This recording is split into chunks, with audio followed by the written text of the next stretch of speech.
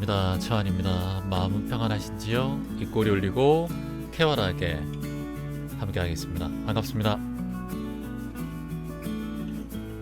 구독과 좋아요 희망입니다.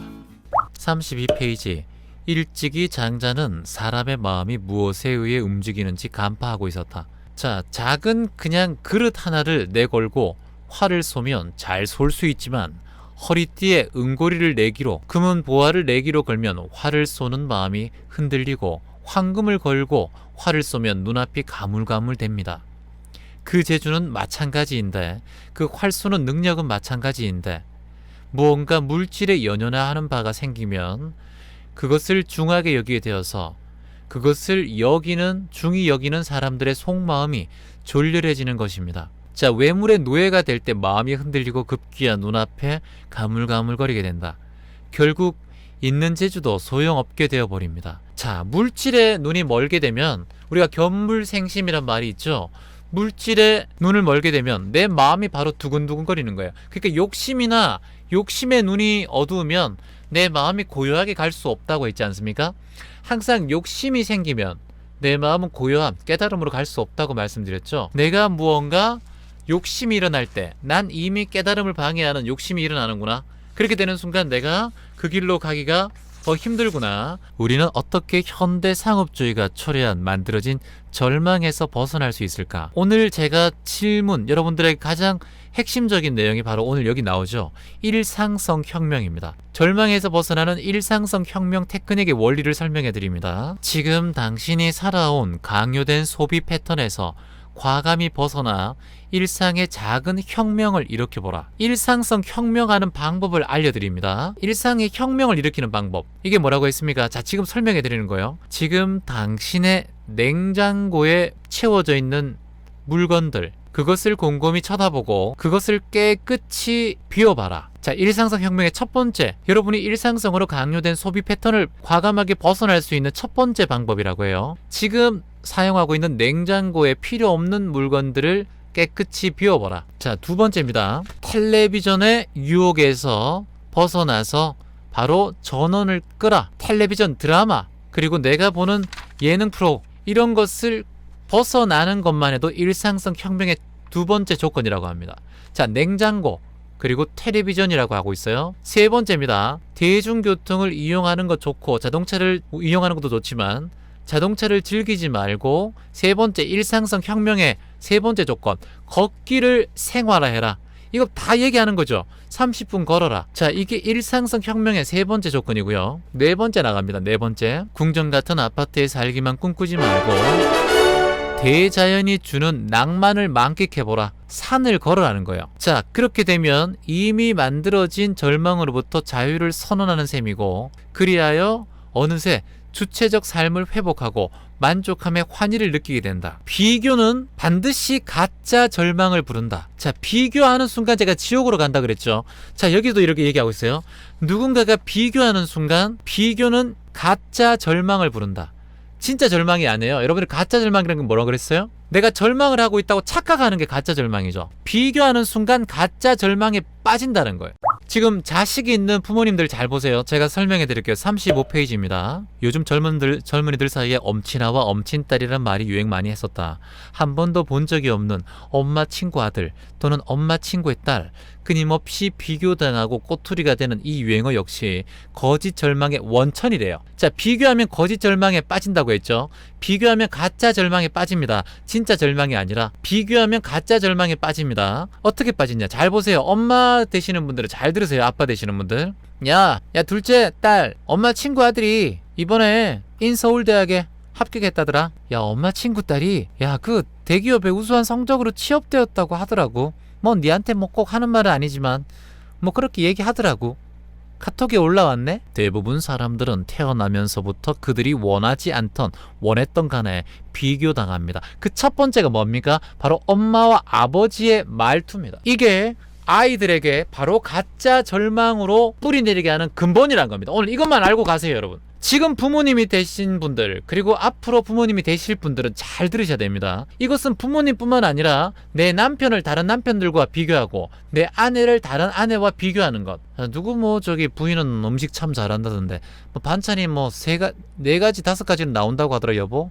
뭐 내가 꼭 그런 건 아니고 여보 7층 집 그 아저씨 이번에 승진했대. 차도 새로 샀다 그러더라고.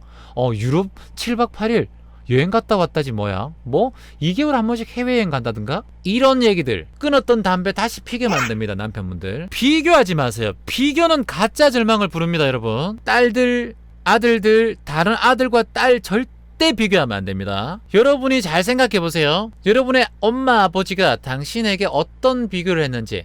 야 뒷집에 공부 잘한다더라, 뒷집에 뭐 심부름 잘한다더라, 뭐 뒷집에 뭐 한다더라, 앞집에 뭐 한다더라, 이런 비교당했던 거 여러분 다 기억날 겁니다. 근데 그것을 똑같이 내가 반복하고 있어요. 여러분이 엄마 아빠 돼서 똑같이 반복하고 있단 말이에요. 그게 업식이 나에게 뿌리 내린 거예요. 그러니까 우리는 첫 번째 화살은 받아도 두 번째 화살은 아이들에게 보내지 말자고요. 그 아이들이 또 자신들의 자녀에게 그런 얘기 하지 말도록 말투, 비교 무조건 금지해야 됩니다.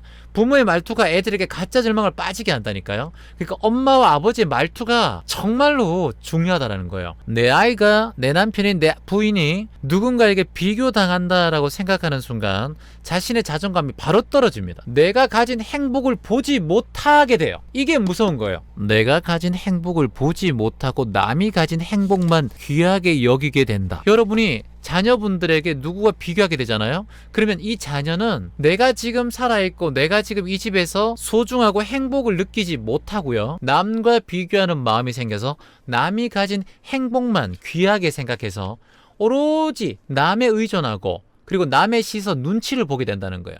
이게 아버지, 어머니의 말 한마디로 이렇게 되는 거예요. 아내의 말 한마디, 남편의 말 한마디로 비교하면 절망에 빠진다고요.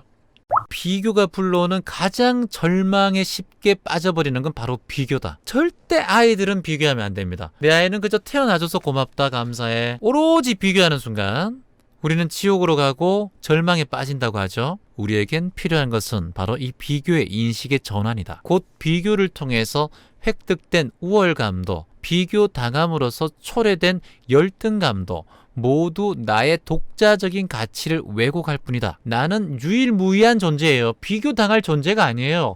여러분은 세상에 하나뿐인 천상천하 유아독존이란 말이에요. 그리고 이것도 금지해야 돼요. 다른 친구들과 비교해서 네가 우월하다, 이 말도 사실은 아이에게 좋지 않습니다. 예측은 없지만 하나 더 덧붙인다면 다른 아이는 못하는데 넌 참 잘해서 대단해, 이런 말도 아이에게는 좋지 않습니다.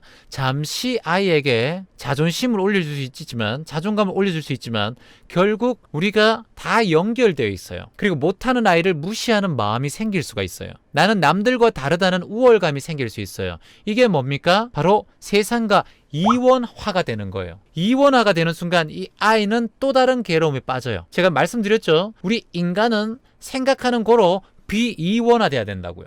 남과 내가 둘이 아닌 것을 알 때 우리는 진정한 깨달음이 온다고 했죠. 남이 나의 몸이고 내 몸이 당신의 몸이고 함께 공유하고 함께 따뜻한 나눔을 하고 함께 더불어 사는 사회가 돼야지만이 이 아이가 강한 자력이 있는, 빛이 나는 에너지를 끌어오는 자력이 있는 존재가 되는 거지. 남과 비교해서 내가 우월하다는 생각이 있으면 우월의식 때문에 자기보다 더 우월한 사람을 만나면 바로 좌절됩니다.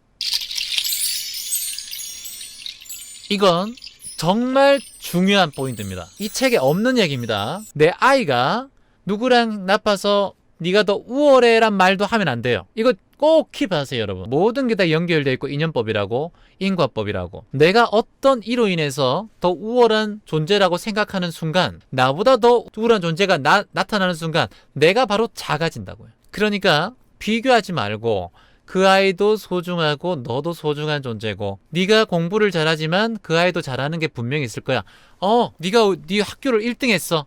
자기 반에서 1등을 해서 우등상을 받았어요. 엄마 나 우등상 받았어. 우리 아이 진짜 우리 반에서 최고야. 너는 진짜 다른 아이들하고 비교도 안 돼. 정말 우리 아이는 똑똑해. 이렇게 막 얘기해요. 예를 들어서 다른 아이와 달라. 막 이렇게 우월해지게 키우잖아요. 근데 분명 그 아이보다 똑똑한 친구가 있단 말이에요. 더 잘난 친구가 있으면 나중에 자기가 말했던 것과 또 다른 차원의 존재가 생겨버리면 바로 내 자존감이 떨어져요. 그래서 이원화시키는 순간, 내가 존재들과 이원화시키는 순간 바로 우리가 무너집니다. 그 아이는 다른 잘하는 거 있을 거야. 네가 공부를 잘한다면 그 아이는 책을 많이 읽을 거야. 그 아이는 운동을 잘해. 그래, 넌 이걸 잘하고 다른 존재들도 다 귀해. 그래, 우린 더불어 가는 사회야. 이런 내용으로 부모님이 항상 아이들에게 교육을 시켜줘야 됩니다. 이걸 학교에서 가르쳐주지 않죠. 학교에는 경쟁 구도니까 누굴 밟고 일어서야지만이 뭐 성공하고 대학을 갈 수 있으니까. 모두가 다 소중한 존재입니다. 너는 존재하는 것만으로도 감사해. 우리 아이는 소중해. 넌 참 사랑스러운 존재야. 우리는 모두 다 유일무이한 존재다. 자, 이렇게 씁니다. 나는 유일무이한 존재다. 나는 유일무이한 존재다. 누구랑도 비교당하지 않는 유일무이한 존재다. 그냥 자체로 존재로 소중하다는 마음을 꼭 내지. 넌 너무 소중해. 그냥 이 아이는 그 존재로 누구랑도 비교할 수 없는 존재란 말이에요. 비교할 수 없는 그런 유일무이한 존재인데 그냥 태어나서 살아있는 그 순간 그 자체가 너무나 고맙고 사랑스러운 존재인데 비교할 존재가 없어요. 여러분도 똑같고요. 여러분은 비교당할 존재가 아니에요. 누구랑에게도. 거울을 보세요, 여러분. 거울은 보지 마세요. 안 돼요. 자, 36페이지입니다. 가짜 절망은 성급한 속단에서 올 수 있다. 에디슨은 이렇게 말했다. 인생에서 실패한 사람들은 대부분 그들이 포기하는 그 순간 자신이 성공에 얼마나 가까이 다가왔는지 깨닫지 못한다. 꼴대 앞에서 넘어지는 격이 됩니다. 우리는 이런 일들을 적잖이 많이 만나고 있어요. 성급하게 절대 체념하거나 포기하시면 안 돼요, 여러분. 살아가면서 절대 성급하게 포기하지 마십시오. 그리고 절대 빨리 결론 내리지 마십시오. 자, 이렇게 한번 써봅니다. 나는 절대 서둘러서 결론 내리지 않는다. 절대 결론 내리지 마라. 절대 결론 내리지 마세요, 내 인생을. 성급한 결론은 우리 인생을 가로막습니다. 이제 일이 걸렀어. 야, 여기서 끝이야. 이런 체념은 절대 안 됩니다, 여러분. 우리가 꼬리표 달면 안 됩니다. 꼬리표. 안 되라는 꼬리표. 이건 바로 떼버리세요. 자, 내 삶에 안 되라는 꼬리표 뗀다. 안 되라는 꼬리표 떼버리세요. 에이, 떼버려. 에이. 자, 꼬리표 있는 데 가서 떼버려. 탁 떼버리세요, 여러분.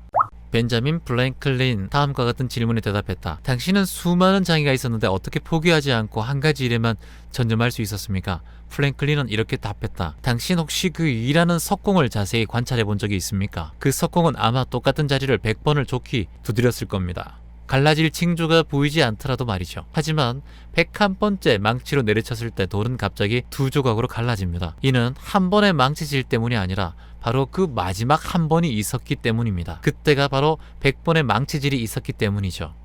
허튼 시도란 없습니다. 단 한 번의 망치질도 우리가 성공으로 성취할 수 있는 한 번의 노력이란 것을 우리는 잊지 말아야 합니다. 우리가 살면서 보면 단박에 시험에 합격해야 되고 단박에 성공해야 되고 단박에 깨달음을 얻어야 되고 이런 꿈 깨란 말입니다, 여러분. 될 수가 없는 일이에요. 우리가 반드시 노력과 연습이 있다라는 겁니다. 그리고 빠르게 깨달음을 얻고 빠르게 성공하고 빠르게 돈을 많이 벌고 이런 성과를 올린 분들은 그 승진한 것에 욕심이 내기 마련이고요. 그리고 빨리 끓은 냄비가 빨리 식습니다. 그래서 천천히 오는 행복이 더 오래 갑니다. 여러분, 절대 오늘부터 패배감, 무력감, 좌절감, 이거는 통째로 박살내기. 오케이? 나에겐 앞으로 패배감, 무력감, 좌절감은 없다. 절대 없습니다.